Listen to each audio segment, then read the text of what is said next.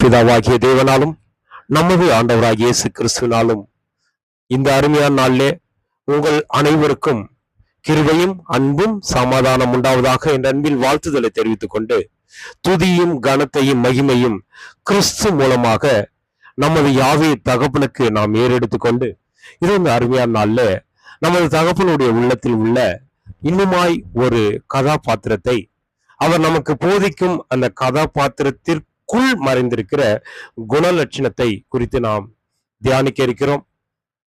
அதற்கு முன்பாக அவருடைய பொன்னான வார்த்தையை தியானிப்போமா? வெளிப்படுத்தல் 2ஆம் அதிகாரம் 10வது இறை வார்த்தை, நீ மரண பரியந்தம் உண்மையாயிரு, அப்பொழுது ஜீவ கிரீடத்தை உனக்கு தருவேன். அன்பானவர்களே, நாம் இதோ நமது கிறிஸ்துவால் போதிக்கப்பட்டு கொண்டு நாம் வந்து கொண்டிருக்கிறோம். அப்போ இப்போ நாம கிறிஸ்துவுக்குள்ள நடந்து கொண்டிருக்கிறோம். ஓகே, இப்ப வேத வசனத்தை உள்வாங்கி கொண்டிருக்கிறோம். ஓகே தான். ஆனா இது இந்த நாள்ல மட்டுமல்ல, நம்முடைய இறுதி மூச்சு நிற்கும் வரை நாம் இருந்தா மாத்திரம்தான் முடிவு பரியந்தம் நிலை நிற்பவனே ரட்சிக்கப்படுவான். அப்பதான் அவனுக்கு ஜீவ கிரீடம் கிடைக்கும்னு சொல்றாரு. அப்ப மரண பரியந்தம் நாம் உண்மையா இருக்கணும். பாருங்க, நம்ம உலகத்துல விக்கிரகத்தை வணங்கி இருந்திருப்போம், ஜோசியம் கூட பார்த்துருப்போம்.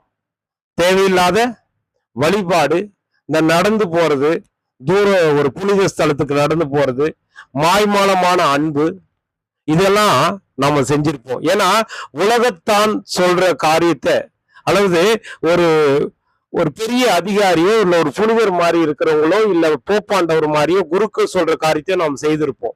இது எல்லாம் தேவனுடைய வார்த்தைக்கு புறம்பானது தெரிஞ்சு நாம் அந்த பாபிலோன் என்ற ஒரு இடத்துல இருந்து நம்ம என்ன பண்ணிருக்கோம்?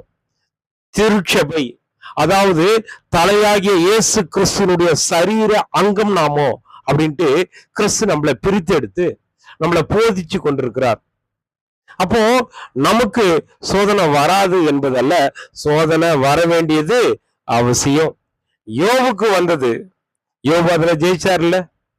தன்னுடைய உயிரை மட்டும் எடுக்காம நீ சோதனைய அவன் மேல பண்ணு அப்படின்ட்டு நம்முடைய யாவை தகப்பனே அனுமதி கொடுத்தார். பிசாசு பாருங்க, அவன் மனைவி மூலமா திட்டி கூட அவரு தன்னுடைய விசுவாசத்தை விடல, தேவனை தூஷிக்கல. அப்போ நம்மளுக்கும் அப்பேற்பட்ட சோதனை வரும். அப்போ நம்ம மரண பரியந்தம் உண்மையா இருந்துதான் ஆகணும். அப்போ கடைசி காலத்துல மணித்துளியில் நாம இருக்கிறோம். இப்ப நாம கூட இன்னும் ஒரு பெரிய காரியத்தை இப்ப பார்க்க போறோம், சரிங்களா? அப்ப என்ன பண்ணோம்? நம்முடைய உண்மை விசுவாசத்தை இந்த கடைசி நாள்ல நாம காண்பித்தே ஆக வேண்டும். அப்பதான் நம்முடைய பழைய மாம்சத்துக்குரிய காரியத்தை நாம ஜெயிக்க முடியும். அதிலே இருந்துட்டு அனலும் இன்றி குளிரும் இன்றி இருந்தா முடியாது. அப்போ கிறிஸ்துவனுடைய சரீர அங்கமா இருக்கிறதுக்கு ஒரு தகுதி என்னன்னா, நாம என்ன பண்ணோம்? டே பை டே கிறிஸ்துவோட அங்கம் நாங்க, கிறிஸ்துவோட சரீர அங்கம் நம்ம, பாத அங்கம் நாம. அப்ப நம்மளுக்கு கிறிஸ்துக்கு வந்த பாடுகள்ல 1% நம்மளுக்கு வரும். அது என்ன பண்ணோம்? நம்ம சகலமும் நம்மளுக்கு நம்ம லைஃப்ல வரும்பொழுது, அந்த பாடுகள் வரும்போது அது நன்மைக்கு ஏதுவா நம்மளை மாத்திரத்துக்கு தான் வருதுன்றத நம்ம உணரணும். சோதனை நம்மளுக்கு அவசியம் அவசியம். அப்போ பந்தய போர்ல நம்ம பெற்றுக்கொள்ளணும்னா நாம இந்த உலகத்துக்கு மறிக்கணும், நம்முடைய சுய ஆசைக்கு நம்ம மறிக்கணும். பழைய மனுஷனுக்குரிய ஆசைகள் பலது நமக்குள்ள புதைஞ்சிருக்கலாம், அது இப்ப கிடைக்கும். ஆனா அதை நாம தள்ளி விட்டு நமது விசுவாசத்தை தொடக்கணும் முடிக்கிறோமா இருக்கிற இயேசு கிறிஸ்துவ நோக்கி மாத்திரம் நம்ம ஓடினா போதும். பிரியமானவர்களே, நம்ம யாருன்னு பார்த்தா நம்ம எலியா வகுப்பார், கிறிஸ்துவோட ஆளுகை பண்ற ஒரு எலியா வகுப்பார். எலிசா வகுப்பார்ன்றது திரள் கூட்டம். இந்த அந்த 5 புத்தி உள்ள கன்னிகள் இருக்காங்கல்ல, அதுல இருக்கிற லிஸ்ட்ல இருக்கிறவங்க நாம, சரிங்களா? அப்போ பல தோல்வி நம்ம லைஃப்ல வருது அப்படின்னா அது நம்மள கிறிஸ்துவனுடைய ராஜ்யத்துல மகிமையை கொடுக்க போற ஒரு காரியத்துக்காக நம்ம தவறி விழுறோம். அப்ப பிசாசு சொல்லுவான், நீ அவ்வளவுதான், தேவன் கைவிட்டார், இதோட அவ்வளவுதான் கூட சொல்லுவான். ஆனா நாம பேதுருவை போல கிறிஸ்துவை மட்டும் நோக்கி பார்த்துட்டு நம்ம அவர்கிட்ட, எப்பா இந்த பலவீனத்துல இதை பண்ணிட்டேன்ப்பா, என்னை மன்னிச்சிடுங்கப்பா அப்படின்னு கதர்னா எப்படி? நம்ம அம்மா மாதிரி தாய் உள்ளம் படைச்ச 100% தாய் உள்ளம் படைச்ச கருவுல உருவாக்குன நம்முடைய ஆண்டவராய் இயேசு கிறிஸ்து நம்மளை மன்னிப்பார். அவர் தான் மன்னிக்கிற ஒரு தாய், நண்பர், சகோதரன், போதகன், ஆசாரியன், எல்லாமே நம்மளுக்கு பரிந்து பேசுற ஒருத்தர் அவர் தான். அப்போ சோதனைகளை சகிக்கிற மனுஷன் பாக்கியவான், அவன் உத்தமன் என்று விளங்கின போது அவனுக்கு ஜீவ கிரீடம். அப்போ மரண பரியந்தம் உண்மையா இருக்கணும். பாருங்க, இன்னைக்கு கூட ஒரு ஆவிக்குரிய மாத்திரையை நாம பார்க்க போகிறோம். ஆவிக்குரிய மாத்திரைன்னா தெரியலைங்களா? ஒரு கதாபாத்திரம், பைபிள்ல இருக்கிற ஒரு கதாபாத்திரம். அதன் மூலமாக தேவன் இந்த நாள்ல நம்மளுக்கு என்னத்தை சொல்ல வர்றார் அப்படின்றத குறிச்சு நாம பார்க்க போறோம். பாருங்க பிரியமானவர்களே, நம்மளுக்கு ஒவ்வொரு காரியத்தையா நம்மளுக்கு தேவன் நம்மளுக்கு வாரத்துக்கு ஒரு 2-3 பாடத்தை வச்சு நம்மளுக்கு அப்பா போதிக்கிறார் கிறிஸ்து மூலமா. நம்மளுக்கு ஒரே ஒரு பைபிள் டீச்சர் இங்க பேசுறவன் இல்ல. யாரு அப்படின்னு பார்த்தோம்னா ஆண்டவராய் இயேசு கிறிஸ்து மாத்திரம்தான். ஆவியின் சரீரத்துல நம்மளை பார்த்துட்டு பேசி கொண்டிருக்கிறார். நம்மளுக்கு நம்ம அவருடைய கைக்குள்ள அடங்கி இருந்தா போதும், அவர் நம்மளை கூட்டு போயிடுவார். நம்ம விழும்போதும் நம்ம யூதாச போல அப்படியே போயிடக்கூடாது. தேவன் என்ன விட்டுட்டார் அவ்வளவுதான், இதோட காலி நம்ம நினைக்கிற மாதிரி பிசாசு பண்ணுவான். ஆனா இயேசு கிறிஸ்து நம்மளை பார்த்துட்டு இருக்காரு. ஒவ்வொரு நாளும் கூட்டி கொடுக்கறதுக்கான காரணமே நம்ம பரிசுத்தம் ஆயிடணும் இன்னைக்கு ஆகுது அப்படின்னு தான்.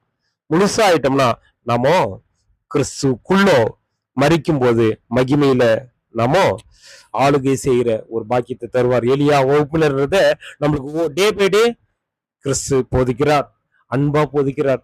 கிருபையினுடைய கடைசி மணி துளியில நிக்கிறோம். சரிங்களா? இப்ப இன்னைக்கு ஆவிக்குரிய மாத்திரை, ஒரு விட்டமின் மாத்திரை என்னன்னு பார்த்தா நோவாவின் மனைவியை குறிச்சு நாம பார்க்கலாம். பாருங்க, ஆதியாகமம் 6ஆம் அதிகாரம் 9வது வசனம். சரிங்களா? அதாவது நோவா தன்னுடைய அந்த முதலாம் உலகத்துல இருந்தவர்களுக்குள்ளே நீதிமானும் உத்தமனுமாய் இருந்தான். பாருங்க, தேவன் ரெக்கார்ட் பண்றாரு பாருங்க நோவாவை குறிச்சு.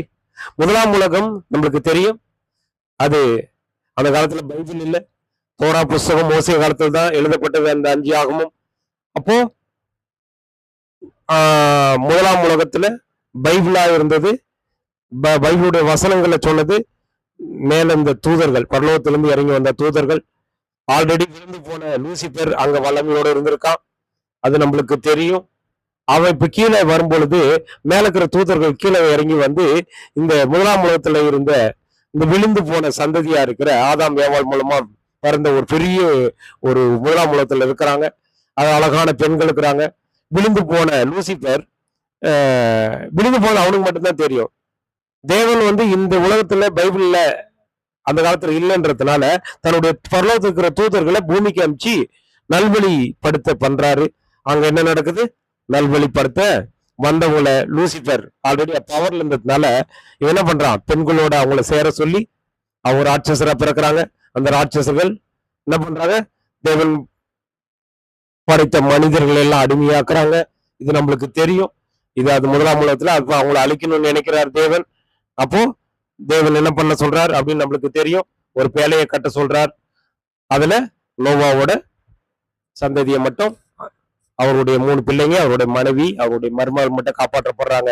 அதுல பாருங்க, நோவா தேவனிடத்துல ஒரு பெரிய பேரை வாங்கியிருக்கார், நீதிமான், உத்தமன். அது மாத்திரமில்ல, தேவனோடு சஞ்சரித்தவர். அவங்க எல்லாரும் எப்படி அந்த தேவ தூதர்கள் கூட பாருங்க அந்த இளம் பெண்களோட போய் சஞ்சரிச்சு பல ராட்சசங்களை பெறாங்க. ஆனா நோவா அவரோட பிள்ளைங்க எல்லாருமே தேவனோட சஞ்சரிக்கிறாங்க. அப்பாவோட வார்த்தைக்கு அவங்க சேம் காம் யாஃபேத் உண்மையா இருந்திருக்காங்க. நீதிமான் உத்தம் என்ற பேரை நோவா பெற்றிருக்கிறார். அவன் நிமித்தம் அந்த 7 பேரும் காப்பாற்றப்படுறாங்க. சரிங்களா? அது நம்மளுக்கு தெரியும். அவ பக்தி இருக்கிறவங்கள தேவன், ஏன்னா அவ்வளவு கொடுமை அங்க நடந்திருக்கு. சரிங்களா? அப்ப என்ன ஆகுது? அது நம்ம வாசிக்கலாம். தேவன் பூமியை பார்க்கிறார், அது சீர்கெட்டதா இருக்கு. மாம்சமான யாவரும் பூமியின் மேல எப்படி பொல்லாத வழியை செய்து தேவனுக்கு துரோகம் பண்ணுகிறாங்க. அப்போ தேவன் நோவை பார்த்து என்ன பண்றது, என் கண்ணுக்கு முன்னாடி கொடுமையா இது இருக்குது, அதனால நான் அழிச்சு போடுறேன் அப்படின்னு அவர் சொல்றாரு. இதெல்லாம் நம்ம பார்த்திருக்கிறோம். சரிங்களா? இது எங்க இருக்கு வசனம்னா தெரியும், 6ஆம் அதிகாரத்துல நீங்க பாத்தீங்கன்னா தெரியும். இதுல பாருங்க, நோவா ஒரு தேவனுக்கு பிரியமான, நீதிமான, உத்தமனா அப்படின்ற பேர் வாங்கின ஒரு பிள்ளையா அவர் வளர்ந்திருக்கார். பாருங்க, இதுல நோவா பத்தி தான் இருக்கு. ஆனா நோவாவோட மனைவியை பத்தி அவங்க பேர் கூட இதுல பதிவிடப்படல. அவங்க பிள்ளைங்க பேர் கூட பதிவிடப்பட்டிருக்குது. அவங்களுடைய மனைவி பேர் பதிவிடப்படல. ஆனாலும் பாருங்க, அவங்களுக்குள்ள இருந்த ஒரு ஆழமான விசுவாசம், அதுக்கு நிறைய நிறைய விஷயத்தை நம்ம பார்க்க போறோம். அதை நான் ஓனா பார்க்கலாம். சரிங்களா? அவங்களுடைய குடும்ப பொறுப்பு, தியாக மனப்பான்மை, நிந்தை அவங்களுக்கு எவ்வளவு இருந்தது, அவங்களுடைய உறுதித்தன்மை, குடும்ப ஒற்றுமை, தேவன் மேல இருந்த அந்த ஒரு பயபக்தி, எல்லாத்தையும் குறிச்சு இன்னைக்கு நம்ம பார்க்கலாம். கொஞ்சம் சீக்கிரமாவே பார்த்து முடிக்கலாம். சரிங்களா? இப்ப என்ன அடுத்து என்ன பார்க்கலாம் என்று பார்க்கும் பொழுது, பாருங்க, இப்போ இந்த கொப்பேர் மரத்துல ஒரு இதை கட்ட சொல்றார் தேவன். ஏன்னா முதலாம் உலகத்துல அந்த ராட்சத சந்ததி மட்டும் இல்ல, மற்ற நிறைய பேர் தேவனுக்கு துரோகம் பண்ணிட்டு இருக்காங்க. அப்போ தேவனுக்கு மனசு கஷ்டமா இருக்கு. அதனால அதை அழிச்சு போறதுக்காக கொப்பேர் மரத்துல ஒரு பேழையை உண்டாக்க சொல்றார். அதை என்ன பண்ண சொல்றாரு, அந்த பேழை அறைகளை உண்டு பண்ணி அதை என்ன பண்ண உள்ளும் புறமாக என்ன பண்ண கீழ் பூசுனால சொல்றார். சரிங்களா? அப்போ பாருங்க, இந்த வார்த்தையை தேவனிடத்துல நோவா பெற்ற போது அவர் என்ன பண்றாரு, மழையே வரல, மழையே வரல, ஆனா நம்பினார். தேவனுடைய வார்த்தை, வாக்கு தத்தத்தை நம்பினார். அப்ப இதுல நம்மளுக்கு என்ன பாடம் அப்படின்னு பார்த்தா, நம்மளுக்கு தேவன் இன்னைக்கு பாருங்க எல்லாத்தையும் காமிச்சிருக்காரு. வேத மாணவர்களுக்கு இன்னும் ஆழமா காமிக்கிறார், நம்மளுக்கெல்லாம் இன்னும் ஆழமா காமிக்கிறார். 3ஆவது உலக போர் வரப்போகுது, நீங்க ரெடி ஆயிடுங்க, டோர் லாக் ஆக போகுது. அன்னைக்கு நமக்கு இப்ப விசுவாச கப்பல்ல இப்ப யாரு இருக்காரு, இயேசு கிறிஸ்து தான். இப்ப அவருக்குள்ள நம்ம ஓடி போய் உள்ள போயிடணும். அந்த கப்பலுக்குள்ள லாஸ்ட் பெல் அடிச்சாச்சு, ஓடி போய் சேர வேண்டியது நம்முடைய பொறுப்பு. ஆனா பாருங்க, இதுல நம்ம கொஞ்சம் கடந்து போலாம். நோவா பாருங்க, தன்னுடைய மனைவி கிட்ட இது மாதிரி தேவன் எனக்கு ஒரு பேழையை கட்ட சொன்னார் அப்படின்னு சொல்லியிருக்காங்க. அதனாலதான் அவர் ஒரு எவ்வளவு ரொம்ப 120 வருஷம் அந்த கப்பலை கட்டுறார். அப்போ அவங்க மனைவி பாருங்க, பைபிள்ல பேர் பதிவிடப்படல, ஒளிவு மறைவு இல்லாத ஒரு நல்ல மனைவியா, அதாவது ஒரு சமாதானம் நிறைந்தவங்களா, குடும்ப பொறுப்புள்ளவர்களா, ஒரு பிள்ளைகளுக்கு நல்ல தாயா, மருமகளுக்கு நல்ல மாமியாரா, ஒரு சமாதானம், அன்பு, ஒருமைப்பாடு நிறைந்தவங்களா, ஒரு பக்தி நிறைந்த ஒரு பிள்ளா நோவாவோட மனைவி இருந்திருக்கிறாங்க. சரிங்களா? அதனாலதான் நோவா என்ன பண்ண முடியுது, அவ்வளவு பெரிய கப்பலை 120 வருஷமா கட்ட முடிஞ்சிருக்கு. பாருங்களேன், பழைய நம்முடைய பைபிள்ல பல பேர் தெரியும். எஸ்தரை பத்தி கேட்டோம்னா நம்மளுக்கு எல்லாருமே தெரியும். ஏன்னா நம்ம நிறைய பேர் நம்ம வச்சிருக்கிறோம் எஸ்தர் அப்படின்னு எல்லாம் கூட. ரூத்தை பத்தி தெரியும், ரெபேக்காள், லீதியாள், இது மாதிரி தெபோராள், தபித்தாள், மார்த்தாள், விபேயாள், இது மாதிரி அப்போஸ்தலனாகிய பவுலுக்கு ஊழியம் பண்ணவங்க, பெர்சியாள், உர்பால், இதெல்லாம் நம்மளுக்கு தெரியும். ஆனா வேத ஆகமத்தில் உள்ள சில பெண்களுடைய பேர் பதிவிடப்படல. யாருன்னா யோபின் மனைவி பேரு இல்ல, சவுல் ராஜாவோட மனைவி பேரு இல்ல, பதிவிடப்படல. சூனேம் ஊராளாகிய ஸ்ரீ, சரியா, எலியாக்கு ஹெல்ப் பண்ணவங்க, அவங்க பேரும் இல்ல. அப்புறம் ஏலி மனைவி, இது மாதிரி பல பேரு மனைவி பேர் பதிவிடப்படல. ஆனா சில பேருடைய 4ஆம் புத்தகத்துல பல பேருடைய பேர் பதிவிடப்பட்ட மாதிரி இருக்கும். ஆனா முக்கியமான இவங்க பேர்லாம் பதிவிடப்படல. ஆனா தேவனுடைய பார்வையில இவங்க விலையேற பெற்றவங்களா இருந்திருக்காங்க. இப்ப நோவாவோட மனைவி பேர் எங்கெங்களா பதிவிடப்பட்டிருக்குதுன்னு பார்த்தோம்னா, ஆதியாகமம் 6:18, அப்புறம் 7ஆம் அதிகாரம் 7, அப்புறம் 7:13, 8:16, 8:18 இருந்ததுல அவரு நோவாவோட மனைவி பேர் இல்ல, அவங்கள குறிச்சி பதிவிடப்பட்டிருக்குது. பேர் பதிவிடப்படல, அவங்கள குறிச்சி பதிவிடப்பட்டிருக்குது. அப்போ பாருங்க, நோவாவோட மனைவி பேர் பதிவிடப்படல, ஆனா அவங்களுடைய கிரியை பதிவிடப்பட்டிருக்குது. அதனாலதான் நோவா அவ்வளவு 120 வருஷம் தேவன் சொன்ன வார்த்தைக்கு தன்னை அர்ப்பணிச்சு பண்ணும்போது அவங்க முறுமுறுத்த மாதிரி பைபிள்ல ரெக்கார்டு இல்லை. ஏன்னா பைபிள்ல எல்லாமே ரெக்கார்டா இருக்கு.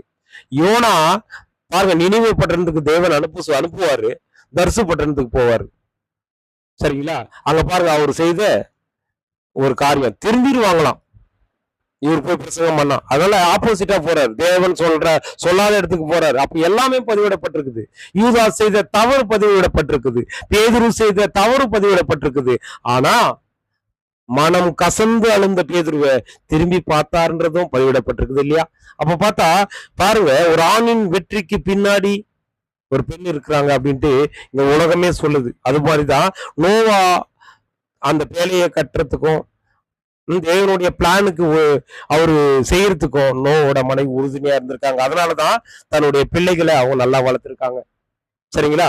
அப்போ நோவாவோட சந்ததி தான் காப்பாற்றப்பட்டுக்குது. அப்போ நம்மளுக்கு ஆதாமியாவோட பிள்ளைங்க கிடையாது, நம்ம அது ஆதி பெற்றோர் தான். ஆனா நம்மளுக்கு நாம யாரோட சந்ததினா நோவாவோட சந்ததி தான். சேம் காம் யாஃபியத்தோட வழிவந்த சந்ததி தான். ஏன்னா அந்த முதலாம் உலகத்துல முற்றிலும் தேவன் அழிச்சிட்டார். அது நம்மளுக்கு தெரியும் இல்லையா?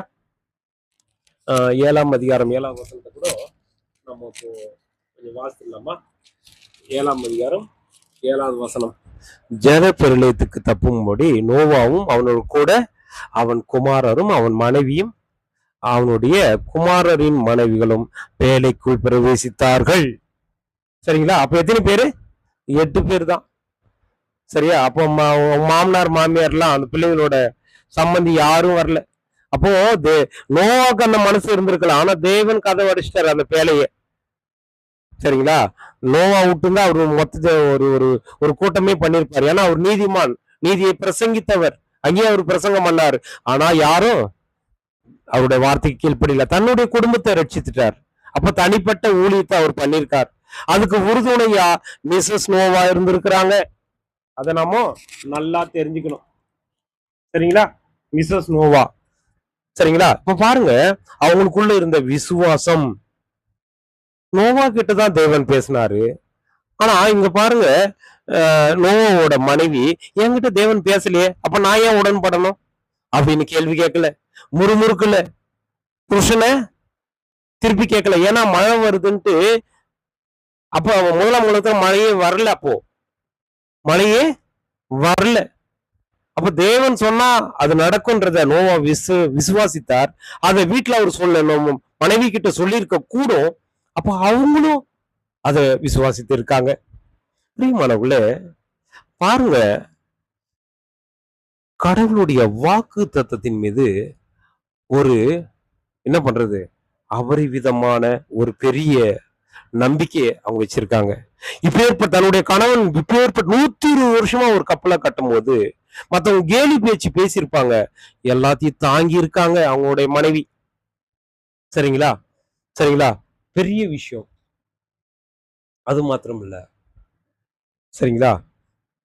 அவங்க நம்பினாங்க. நோவா நம்பினது ஒரு காரியம். ஏன்னா அவர் தேவனோட சஞ்சரித்தார், அவர் பேசுனது. ஆனா நோவா மனைவி பாருங்க, தன் கணவன் சொன்னதை அப்படியே நம்பி இருக்காங்க.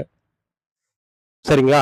ஆனா அவர் போய் பிரசங்கிக்கும் போது உலகத்தார் அங்க இருந்து யாரும் நம்பல. என்னையா மழை வருதுன்னு இவ்வளோ வருஷமா நீங்க கட்டுறீங்க, பைத்தியக்கார அப்படின்னு கூட சொல்லியிருக்க கூடும். ஆனா விசுவாசம் நோவாக்கு இருந்தது போல அவங்க மனைவிக்கு இருந்தது, பிள்ளைகளுக்கும் இருந்தது. ஏன்னா பிள்ளைகளும் தடுத்த மாதிரி இங்க ரெக்கார்டு இல்லை. அப்போ ஒரு பெரிய வேலை அதை செய்யறதுக்கு தேவன் நோவாவை தான் அழைச்சாரு. ஆனா நோவாவை அழைச்சிருந்தாலும் மிஸ்ஸஸ் நோவா ஒரு தூரம் இருந்திருக்காங்க. அப்பாவுக்கு பிள்ளைகள இது பண்ணிருக்காங்க. தன்னுடைய மருமகளையும் அவங்க என்ன பண்ணிருக்காங்க, தயார் பண்ணிருக்காங்க. சரிங்களா? மதிச்சிருக்காங்க. மெயினா அதான் மேட்ரு.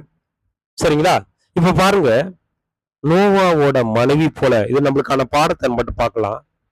நோவா மனைவி பாருங்க, என் கூட தேவன் பேசல, அதனால நான் நம்ப மாட்டேன். நீ எங்க 120 வருஷமா இந்த கப்பலை கட்டுறீங்களே, எதுக்கு உங்களுக்கு தேவையில்லாத வேலைன்ட்டாலாம் அவங்க முறுமுறுக்கல. கடவுளுடைய பிளானுக்கு தன்னுடைய கணவர் நல்லதுதான் செய்வாரு. அவரு தேவனோட வார்த்தையை உள்வாங்கியிருக்கார். தேவன் அவர் கூட தான் பேசியிருக்கார் அப்படின்றத அவங்க நம்பினாங்க. இப்ப நம்ம வீட்டுல இருக்க மனைவி இப்படி இருக்காங்களா? இல்ல வேத மாணவர்கள் அப்படின்ட்டு சொல்றோம். அவங்க ஒரு மெசேஜ் எடுக்கும்போது அவங்களுடைய மனைவி உறுதுணையா இருக்காங்களா? இல்ல அவங்க எதனா ஒரு நல்ல ஒரு காரியத்தை செய்யும் பொழுது உனக்கெல்லாம் எதுக்கியா தேவையில்லாத வேலை அப்படின்ட்டு அவங்கள நம்ம காயப்படுத்துறோமா? அப்படி பண்ணக்கூடாது. ஏன்னா நோவாவோட மனைவி பாருங்க, நோவா பேழையை கட்டும் பொழுது 120 வருஷமா கட்டும்போது கூட மழையையே பார்க்கல. ஆனால் நம்பினாங்க. கடவுள் மேல இருந்த நம்பிக்கை, தன்னுடைய புருஷன் மேல இருந்த நம்பிக்கை. பிள்ளைகளை பாருங்க திருப்பி விடல. இன்னைக்கு இன்னைக்கு நம்ம என்ன பண்றோம் பிரியமானவர்களே?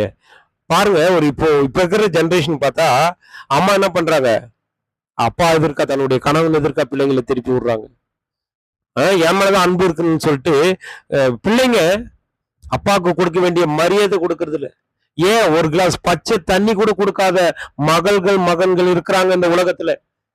ஆனா மிஸ்ஸஸ் நோவா, அதாவது நோவாவினுடைய மனைவி பாருங்க, தன்னுடைய குடும்பத்தை அவ்வளவு அழகா மதிச்சிருக்காங்க. சரிங்களா? உறுதுணையா இருந்திருக்கிறாங்க. அது மாத்திரமல்ல, இவரு பேழையை கட்டும் பொழுது அங்க பொல்லாத மனுஷர் முதலாம் உலகத்துல இருந்தாங்கல்ல, அவங்க என்ன பண்ணிருக்காங்க, கேலி பேச்சு பேசியிருப்பாங்க. அப்போ தன்னுடைய கணவன் நோவாவுக்கு அவங்க என்ன பண்ணிக்கிறாங்க, உறுதுணையா இருந்திருக்காங்க. அப்ப இவங்களுக்கு அது வலிச்சிருந்துக்கும். ஆனா என்ன பண்ணிருக்காங்க, அந்த கேலி பேச்சுக்கு தன்னை அர்ப்பணிச்சிருக்காங்க. சரிங்களா? அப்போ என்ன பண்ணணும், இப்ப இருக்கிற நம்ம தேவனோட பிள்ளைகளா இருக்கிறவங்க, கணவனா இருக்கிற சகோதரர்களுக்கு என்ன பண்ணும், வீட்டுல இருக்கிற மனைவிகள் உறுதுணையா இருக்கணும் அப்படின்னு தேவன் நம்மளுக்கு ஒரு பாடத்தை தரார். சரிங்களா? இருக்கணும். ஆகாப் மனைவி எசபேல் இருந்த மாதிரி இருந்துடக்கூடாது. சரியா? அவங்கள முறுமுறுக்க வச்சு அவங்கள விசுவாசத்திலிருந்து விலை தள்ளுற மாதிரி பண்ணக்கூடாது. நோவாக்கு எப்படி ஒரு விசுவாசம் இருந்துச்சோ அப்படியே யாருக்கும் விசுவாசம் இருந்திருக்கு, அவங்களுடைய மனைவிக்கு இருந்தது. அவங்க மனைவிக்கு அது இருந்ததுனாலதான் தன்னுடைய பிள்ளைகளுக்கும் மருமகளுக்கும் அவங்க என்ன பண்ணிருக்காங்க, தன்னுடைய குணத்தால, பேச்சால இல்ல, தன்னுடைய கேரக்டரால அவங்க வழி நடத்திருக்காங்க. சரிங்களா? ஆதியாகமம் 3:17 பாருங்க, நீ உன் மனைவி பேச்சை கேட்டு என்ன பண்ண, அந்த பழத்தை சாப்பிட்டுட்ட அப்படின்ற தேவனே. சரிங்களா? இது பொல்லாத சந்ததியா அது உருமாறுது. பாருங்க, சாலமோன் கூட பாருங்க ஒரு நல்ல ஒரு தேவ மனிதரா இருந்தார். நீதிமொழிகள் புஸ்தகம், சங்கீதம் எல்லாம் எழுதினார் தான். 700 மனைவி 300 வப்பாட்டி அப்படின்ற மாதிரி அவர் பண்ணாரு. ஆனா அதுல ஒண்ணுமே இல்லைன்ட்டு அதுக்கப்புறம் எழுதி வச்சாரு. அது மாத்திரம் இல்ல, தன்னுடைய மனைவி பேச்சை கேட்டு தேவனுக்கு விரோதமான பாகாலுக்கு தூபம் காட்டிட்டார், விக்கிறதுக்கெல்லாம். அதே மாதிரி எசபேல் பாருங்க, தூண்டி விடுறாங்க, தன்னுடைய கணவன் ஆகாப்ப தூண்டி விடுறாங்க. சரிங்களா? அப்படி இஸ்ரேலுடைய அரசனா இருந்த ஆகாப்ப பாகால் வணக்கம் பண்ற மாதிரி எசபேல் தூண்டி விடுறாங்க. ஆனா இங்க பண்றாங்க மிஸ்ஸஸ் நோவாவோட மனைவி பாருங்க பிரியமானவர்களே, எப்படி பண்றாங்க, ஒரு உண்மையா நோவாவுக்கு உறுதுணையா 120 வருஷம் உண்மையா இருந்திருக்காங்க. அது மாத்திரமல்ல, 2ஆம் உலகத்துல ஆதி பெற்றோரா அவங்களும் மாறி இருக்காங்க. சரிங்களா? ஆனா நல்ல மனைவியா இவங்க பேச்சை கேளுன்னு தேவன் சொல்லிக்கிறார் வேதத்துல. யாரு அப்படின்னு பார்த்தோம்னா, நம்ம ஆதியாகமம் 21:12 பாருங்க, தேவனே சொல்லுவார், உன்னுடைய சாராளோட பேச்சு கேளு. ஒரு பஞ்சாயத்து நடக்குது, ஆகார் கர்ப்பம் ஆயிட்டு சாரால அற்பமா நினைக்கிறாங்க. அப்போ சாரால் சொல்ற வார்த்தைக்கு அபிரகாம் கீழ்ப்படிய தேவனே அறிவுறுத்துறார். இங்க பாருங்க நல்ல மனைவி. அது மாத்திரமல்ல, ஆக்கிலா பிரஸ்கிலா புதிய ஏற்பாட்டுல பாருங்க, அப்போலோன்ற ஒரு நல்ல ஒரு தேவ மனுஷனை அவங்க உருவாக்கி இருக்கிறாங்க. சரிங்களா? அப்ப பாருங்க, நல்ல மனுஷருக்கான மனைவி இவங்க ஆக்கிலா பிரஸ்கிலா. அதே மாதிரி அபிரகாம் சாரால் பாருங்க, ஒரு நல்ல குடும்பம். அப்போ அவங்க மனைவி கரெக்டா இருந்ததுனாலதான் அபிரகாம் அங்க ஒரு நல்ல ஒரு விசுவாசத்தின் தகப்பன் என்ற பேரை வாங்கறதுக்கான ஒரு இது வந்துச்சு. சாராலும் பாருங்க, முதல்ல அவங்க நம்பல, ஆனா தேவனுடைய வார்த்தையால கரு உண்டான போது நம்பினாங்க. சரிங்களா? அப்ப பாருங்க, நம்மளுக்கும் நீதிமொழி 18:22 தேவன் சொல்றாரு, மனைவியை கண்டடைகிறவன் நன்மையை கண்டடைகிறான்றார். அப்ப நம்மளுக்கும் பாருங்க, அப்பேற்பட்ட மனைவியா நம்மளுக்கு வாச்சிருக்காங்களா? அது தேவன் கொடுத்த கிருபை. இல்ல யோபின் மனைவி மாதிரியும், இல்ல மற்றவங்க மனைவி ஒரு பிரச்சனைக்குரிய மாதிரி வந்தா அவங்க நம்மள பரலோகத்துக்கு கூட்டின்னு போற ஒரு கீன்னு நினைச்சுக்கணும். அதையும் சொல்றாரு. சரிங்களா? பாருங்க, நம்ம சாம்பார்லயோ சாதத்திலயோ உப்பு இல்லைன்னா என்ன ஆகும்? சுவைக்காது. சரிங்களா? அது மாதிரிதான் தன்னை மறைத்து கொண்டது அந்த சாம்பார்ல அந்த உப்பு. அது போல நோவாவோட மனைவி தன்னை மறைத்து கொண்டு தன்னுடைய கணவனா இருந்த நோவாவுக்கு அந்த பேழையை கட்ட உறுதி செய்தாங்க. அது மட்டும் இல்ல, அதுக்கு அது பேழைக்குள்ள போன எல்லா விலங்குக்கும் உணவு, இவங்களுக்கும் 1 வருஷம் 17 நாள் உள்ள இருந்திருக்காங்க. அவங்களுக்கான உணவு எல்லாத்தையும் யார் ரெடி பண்ணியிருக்காங்க? இவங்க ரெடி பண்ணியிருக்காங்க. நோவா பேழையை கட்ட ரெடி பண்ணும்போது இவங்க இந்த பக்கம் ரெடி பண்ணியிருக்காங்க. தன்னுடைய மருமகளுக்கு முன்மாதிரியா, தன்னுடைய மகன்களுக்கு ஒரு உண்மையான அம்மாவா, நோவாவுக்கு ஒரு உண்மையுள்ள மனைவியா அவங்க இருந்திருக்கிறாங்க. கீழ்ப்படிதல் இருந்திருக்கு. கீழ்ப்படிதல் இருந்திருக்கு. 6:22 பார்த்தோம்னா நோவா என்ன பண்றாரு? தேவன் சொல்றத அப்படியே செய்து முடிக்கிறாரு. சரிங்களா? அப்படியே செய்து முடிக்கிறாரு. அதே மாதிரி அப்படியே ஒபே பண்ணிருக்காங்க நோவாவோட மனைவி. தன்னுடைய கணவனுடைய வார்த்தைக்கு அப்படியே கீழ்ப்படிஞ்சிருக்காங்க. இன்னைக்கு சில பெண்கள் சர்ச்சுக்கு போயிட்டு என்ன பண்ணுவாங்க? தன்னுடைய கணவனுக்கு பச்சை தண்ணி கொடுக்கறதுக்கு, ஒரு கிளாஸ் காஃபி பால் கொடுக்கறதுக்கு கூட யோசிக்கிறாங்க இன்னைக்கு. கேட்டா அவங்க வேற ஒரு அனல் பறக்கிற ஒரு சபைக்கு போவாங்களாம். உஷினா 100 பேர் விழுற இடத்துக்கு போறாங்களாம். தன்னுடைய கணவனை மதிக்காத எந்த மனைவியும் தேவனுடைய பார்வையில அருவருப்பானவள். முதல்ல தன்னுடைய வாயால் அல்ல, கேரக்டரால தன்னுடைய கணவனை ஆதாயப்படுத்திக்கொண்டு பேதுரு சொல்லியிருக்கார். தேவனும் பல இடத்துல எச்சரிப்பு தரார். சரிங்களா?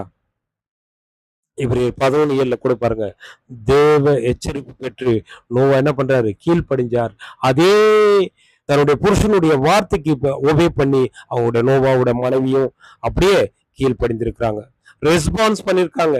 ஒரு பயபக்தி உள்ள குடும்ப வாழ்வை அவங்க வாழ்ந்திருக்காங்க. சரிங்களா? அப்போ நோவா தேவ பயத்தோட பேலையை கட்டணம் செய்யும் போது அதே மெயின்ல அவங்களோட மனைவி என்ன பண்றாங்க? முறுமுறுப்பு இல்லாம தேவன் கிட்ட, தேவனே நீ என் கூட பேசுங்க, அப்பதான் நான் இந்த பேலையை 120 வருஷமா கட்டும் போது நான் கூட இருக்கணுமா அப்படின்னு முறுமுறுக்கல. அப்போ உண்மையா இருந்திருக்காங்க. அப்போ சத்தியத்துல நாம இருக்கும் பொழுது, நமக்கு ஒரு சகோதரன் இருக்கும் பொழுது அவங்க என்ன பண்ணும்? மரண பரியந்தம் உண்மையா இருக்கணும். இப்ப நம்மளுக்கு அதான் சொல்றாரு, மரண பரியந்தம் நம்முடைய கணவனுக்கு உண்மையா இருக்கணும். அதே மாதிரி சத்தியத்துல வராத கணவனா இருந்தா அந்த மனைவி அவங்களுடைய தன்னுடைய நடக்கையால அவங்களை ஆதாயப்படுத்தி கொள்ளணும். இதுக்கு எடுத்துக்காட்டல் மிஸ்ஸஸ் நோவா தான். சரியா? இன்னைக்கு பல பேர் எப்படி பண்றாங்க? சொத்துக்காக தன்னுடைய கணவன் கிட்ட பழகுறாங்க. ஒரு சில பேர் தவறான இதை கூட பண்றாங்க. மதிக்காத ஒரு சூழ்நிலை இந்த உலகத்தில் நடந்துட்டு இருக்கு. ஆனா நாம தேவனுடைய பிள்ளைகள். நம்ம என்ன பண்ணோம்? ஒவ்வொரு நாளும் யார மாதிரி இருக்கணும்? விசுவாசத்தோடு நடக்கிற பிள்ளைகளா இருக்கணும். அது மாத்திரமல்ல, பாருங்க, நிந்தையை சகித்து இருக்கிறாங்க. சரிங்களா? இவரு 120 வருஷம் பேலையை கட்டும் பொழுது அந்த முதலாம் உலகத்துல இருந்தவங்க பாவ இச்சைக்குள்ள உலக வாழ்க்கையில என்ன பண்ணிக்கிறாங்க? கிண்டல் பண்ணிருப்பாங்க, பல காரியம் பண்ணிருப்பாங்க. நோவா வருத்தப்படும் பொழுதும் என்ன பண்ணிருப்பாங்க? அவருக்கு ஒரு ஆறுதலான ஒரு இதா இருந்திருக்கிறாங்க. அப்போ நாம கூட பாருங்க, நம்ம சத்தியத்துல வந்துட்டோம், நம்ம விக்கிரக வழிபாட்டுக்கெல்லாம் நம்ம போக மாட்டோம். அப்ப நம்முடைய சொந்தக்காரங்களை கேலி பண்ணும்போது நாம தேவன் நம்மளை பாக்குறார் அப்படின்ட்டு நம்ம ஓடணும். அப்போ தேவனும் யாவிய தகப்பனும் கிறிஸ்துவும் நம்மள பார்த்துப்பாங்க. ஏன்னா அவருடைய பலத்தை கைக்குள்ள இல்ல, அவர் வசனத்துக்கு கீழ்ப்படிஞ்சிருந்தா போதும் பிரதர், அதுதான் அவர் பார்த்துப்பார். நம்ம ஒரே சரீரம், கிறிஸ்து தான் நம்மளுக்கு தலை. அப்ப தலைன்றது மூளை எல்லாமே அவர் தான். இந்த கை அடிப்படிச்சா இந்த கை உதவுற மாதிரி நாம் உதவணும். சகோதர அன்பு இருக்கணும். மனைவியும் தன்னுடைய கணவனை கடவுளை பார்க்குற மாதிரி பார்க்கணும். பிள்ளைகள் எப்படி இருக்கணும்? நோவாவோட பிள்ளைகள் மாதிரி இருக்கணும். இன்று எப்படி இருக்குன்னு நம்மளுக்கு தெரியும், இந்த உலகத்துல நடக்கிற விஷயம். அது மாத்திரமல்ல, நோவாவோட மனைவி பாருங்க, ஃபர்ஸ்ட் விசுவாசத்தோட இருந்தாங்க, தன்னுடைய கணவனுக்கு உண்மையா இருந்தாங்க. அடுத்து கீழ்ப்படிஞ்சிருந்தாங்க. அடுத்தபடியா நிந்தை, பல பேர் ஏசும் பொழுதும் நிந்தைய சகிக்கிறவங்களா இருந்திருக்காங்க. அது மாத்திரமல்ல, ஒரு தியாக மனப்பான்மை உள்ளவர்களாகவும் நோவாவோட மனைவி இருந்திருக்காங்க. சரிங்களா? அந்த பேழையை கட்டும் பொழுது பாருங்க, அந்த உலகத்துல வாருக்கும்போது ஒரு மாதிரி நல்லா இருந்திருக்கலாம். ஒரு நல்ல ஒரு வாழ்க்கையை வாழ்ந்திருக்கலாம். அப்போ இவன் பேழைக்குள்ள போகும்போது அந்த கப்பலுக்குள்ள வெளியில வாழ்ந்த வாழ்க்கையை விட உள்ள போகும்போது பல இடர்பாடு. ஏன்னா முதலாம் உலகத்துல இருக்கிற எல்லா கெட்ட மனிதர்களும் அழிக்கப்படும் பொழுது எவ்வளவு அசம்பாவிதம் இருக்கும். அதையெல்லாம் தாங்கி இருந்துக்கிறாங்க. இப்ப இது எதுக்கு அடையாளம்னா நம்மளுக்கு கூட தெரியும். நம்ம வாடகை வீட்டுல இருந்தா ஒரு வீட்டுல இருந்து இன்னொரு வீட்டுக்கு போறோம்னா நம்மளுக்கு என்ன இருக்கும்? பல அசௌகரியம் இருக்கும். ஏன்னா இந்த வீட்டுல நம்ம பழகிருப்போம் ஒரு 5 வருஷம் 6 வருஷம். அவங்க திடீர்னு அந்த ஹவுஸ் ஓனர் காலி பண்ண சொல்லும் பொழுது நம்ம வேற வீட்டுக்கு போகும்போது அந்த நல்ல ஒரு நட்பு, நல்ல சௌகரியம், தண்ணி வசதி, மற்ற எல்லா டிராவல் வசதி எல்லாமே இடர்பாடாகும். அப்ப என்ன பண்ணுவோம்? வாடகை வீடா இருக்கும் பொழுது அதை தாங்கிப்போம். அது மாதிரி நோவாவோட மனைவி எல்லாத்தையும் தாங்கியிருக்காங்க. எல்லாத்தையும் தாங்கியிருக்காங்க. சரிங்களா? தன்னோட சுகத்தை விட்டுருக்காங்க. டெய்லி ஒரு அன்றாட இதெல்லாம் நடந்திருக்கு இல்லைங்களா? வெளியில இருந்தா நம்ம இஷ்டத்துக்கு போயின்னு வந்துருந்துக்கலாம் கடைக்கு, அது இதுன்னு. இப்ப இங்க என்ன பண்ணோம்? அந்த 4 கப்பல்ல இருக்கிற 4 புறத்தை பார்த்துட்டு தான் அவங்க இருந்துக்கணும். அது மட்டுமல்ல, அவங்க அந்த ஒரு ஜோடி வந்துச்சு இல்லைங்களா, மிருகமெல்லாம். அதுக்கெல்லாம் சாப்பாடு போடுறது, தன்னுடைய மருமகளுக்கு முன்பாக நல்ல மாமியாரா, மகன்களுக்கு முன்னாடி ஒரு நல்ல அம்மாவா, கணவனுக்கு முன்பாடி நல்ல மனைவியா, கீழ்ப்படிதலோட ஒரு டிசிப்ளின் வாழ்க்கை வாழ்ந்திருக்காங்க. சரிங்களா? ஒரு தியாக மனப்பான்மையோட, நிந்தைய சகித்தவளா, கீழ்ப்படிதல் உள்ளவளா, விசுவாசம் நிறைந்தவளா அவங்க இருந்திருக்காங்க. ஆனா லோத்தின் மனைவி பாருங்க, லோத்து சொன்னதை கேட்காதனால அவங்க என்ன ஆகுறாங்க? அந்த எரி குழம்பு அதுல உப்பு தூணா மாறிடுறாங்க. அப்ப நம்மளுக்கும் பாருங்க, தேவன் இந்த நாள்ல என்ன பாடத்தை சொல்றார்? இந்த உலகத்துல நம்ம பழைய மனுஷனா இருக்கும்போது நம்மளுக்கு பல உறவுகள் இருந்திருக்கலாம், பல தடைகள் இருந்துக்கலாம் பிரதர். அது எல்லாத்தையும் ஓரம் கட்டணும். தேவன் நம்மளுக்கு ரெட்டிப்பில்ல 100 தனியா தர அவர் வல்லமை உள்ளவர். இக்காலத்து பாடுகள் வருங்கால மகிமைக்கு ஈடானதல்ல. அதனால இந்த உலகத்துல நம்ம தேவன் நிமித்தமா பல சந்தோஷம், பல துக்கம், பல வேதனைகள் அனுபவிச்சாலும் அது நம்ம மகிமையில பெறும் பொழுது இக்காலத்து பாடுகள் வருங்கால மகிமைக்கு ஈடாவாதுன்ற மாதிரி அங்க அவ்வளவு சந்தோஷம் இருக்கும். கண்ணீர் இல்லாத, கவலை இல்லாத, அழியாமை உள்ள, அழியாமையோட, நித்திய ஜீவனோட கிறிஸ்து எப்படி இருக்காரோ அந்த ஒரு கனத்தோட மகிமையோட நம்ம இருக்கிறோன்னா இதெல்லாம் என்ன பண்ணுது அப்படின்னு தேவன் சொல்றாரு. அப்போ நோவோட மனைவி பாருங்க, அவங்கள மாதிரி நம்ம இருக்கணும். ஆவிக்குரிய இஸ்ரவேலர் நாம அப்படி இருக்கணும். ஆனா மாம்சத்துக்குள்ள இஸ்ரவேலர் என்ன பண்ணாங்க? தேவன் அப்பேற்பட்ட அற்புதம் பண்ண போதும் அவங்க என்ன பண்ணாங்க? வனாந்தரத்துல வந்து எகிப்தையே பார்த்துருந்தாங்க. பழைய வாழ்க்கையிலே இவ்வளவு சந்தோஷமா இருந்துச்சு. இங்க வனாந்தரத்துல வந்து அந்த மன்னாவையும் அந்த இதுவும் சாப்பிடும்போது அவங்க திகட்டுருச்சுன்னு சொல்றாங்க. அது எவ்வளவு பெரிய அருமையானது. தூதர்கள் சாப்பிடுற தேன்ல சுட்ட பணியாரம் மாதிரி இருக்கிறதே இதுன்னு சொன்னோம். அது மாதிரிதான் நாமளும் இருந்திருக்கிறோமா? இருந்திருக்க கூடாதுன்னு தேவன் சொல்றாரு. கூடாது. அப்படி இருந்தோம்னா நம்ம சரண்டர் ஆயிடணும்.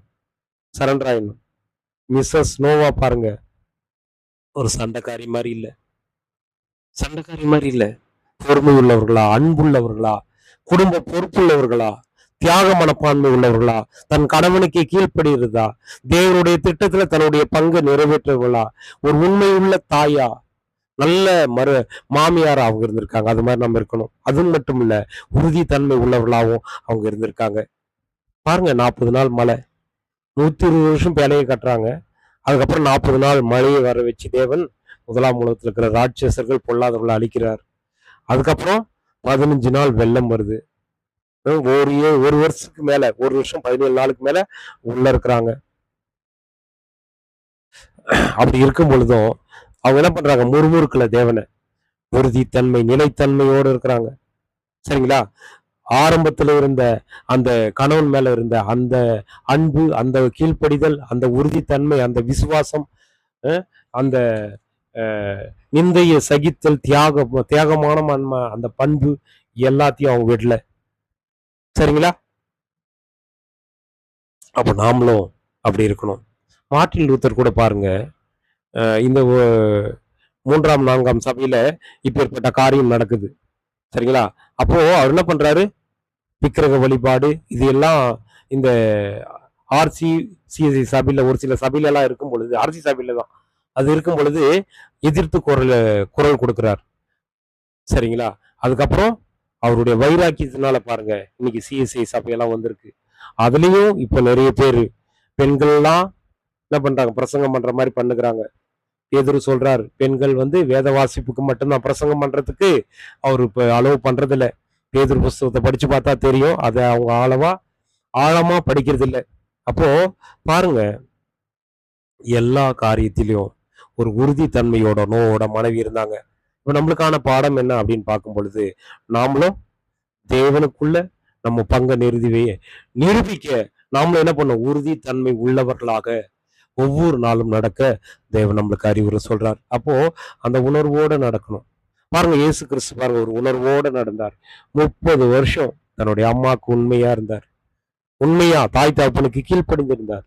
30 வருஷத்துக்கு மேல யோர்தான்ல அவர் ஞானஸ்நானம் எடுக்கும் போது, நானு இந்த உலகத்துக்காக வந்தவன்ட்டு அதுக்கப்புறம் தேவனுடைய அந்த சித்தத்திற்கு தன்னை முற்றிலும் ஒப்பு கொடுத்து நம்மளுக்காக ஈடுபலி கொடுத்து நாமெல்லாம் பரலோகத்துக்கு வரணும்னு அவரு பாவத்தின் சம்பளமா இருக்கிற நம்ம மேல விழுந்த அந்த 2 நுகத்தையும் அவர் எடுத்து போட்டார் இல்லையா?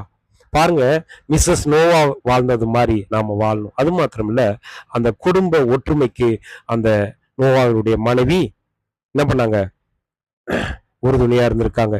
அது அவங்க 7:13 அதை வாசிக்கலாம். பாருங்க, 40 நாள் இரவும் பகலும் பூமியில பெருமழை வருது. வாசிக்கலாம். அப்போ யார் யாரு அப்படின்னும் போது 8 பேர் உள்ள போய் சேர்றாங்க. உள்ள போய் சேரும் பொழுது பாருங்க, அவங்க முறுமுறுக்காம ஒரே நாள்ல போறாங்க. அன்னைக்கே லாக் ஆகுது டோர் லாக் ஆனது உடனே பாருங்க, அந்த பேழைக்குள்ள அவ்வளவு நாள் இருக்கும் பொழுதும் எந்த சண்டை சச்சரவு இல்லாம உண்மையா இருக்கிறாங்க.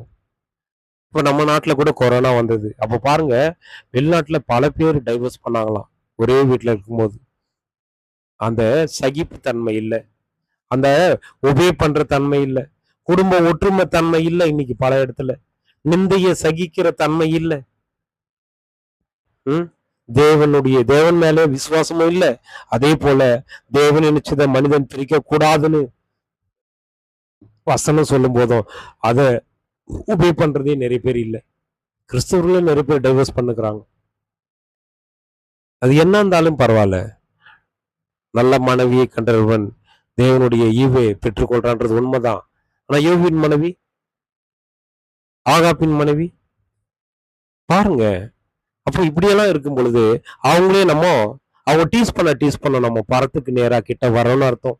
அப்ப தேவன் அதை அனுமதிச்சிருக்காருன்னா நம்ம பரலோகம் போறதுக்கு அவங்கள உபயோகம் பண்றதுக்கு நம்மள வச்சிருக்காரு. நிந்தையை கொடுக்க கூட நினைச்சுக்கலாம். நாம போயிட்டா அவங்களாம் வந்துருவாங்க.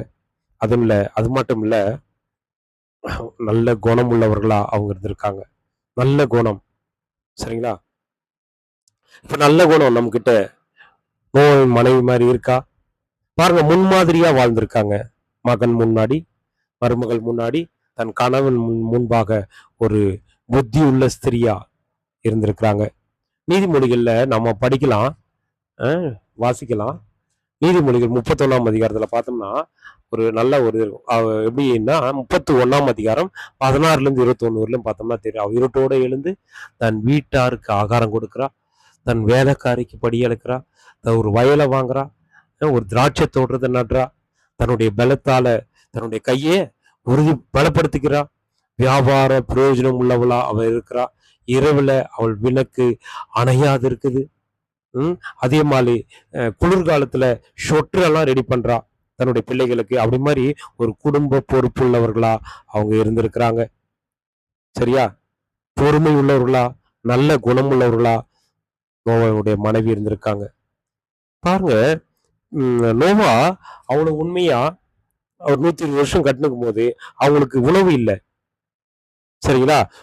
ஆதி 6ஆம் அதிகாரம் 19-21 வரலும் படிச்சுன்னா தெரியும். உணவு அங்க இல்ல.